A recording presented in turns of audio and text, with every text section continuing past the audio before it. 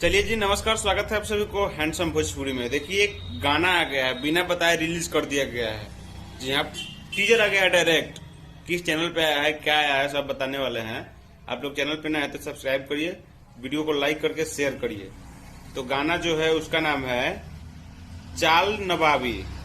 जी हाँ, गाना का नाम है चाल नवाबी, जो कि गॉड फादर जो मूवी है उसी से ये गाना, मतलब अभी गाना का मूवी का कोई टीजर उजर लॉन्च किया गया है ये नहीं है। फिलहाल ये गाना का टीजर लॉन्च कर दिया गया है, टीजर ही है, और उसका कुछ ट्रेलर वेलर आया ही नहीं है।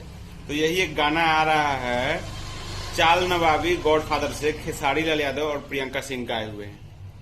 जैसा कि आप लोग जानते हैं कि भोजपुरी में जितना भी गाना आता है प्रियंका सिंह के साथ में लगभग आता है मूवी वाला, और खेसारी लाल यादव अपना गाए हुए हैं।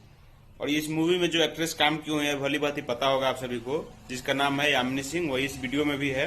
यानी कि मूवी है तो जाहिर सी बात है कि वीडियो में ये होंगे। और जो चैनल पे आएगा ये गाना, अभी टीजर आया हुआ है जिसपे आएगा, उसका नाम है times music Bhojpuri. Times music Bhojpuri channel का नाम है, उसी पे आएगा।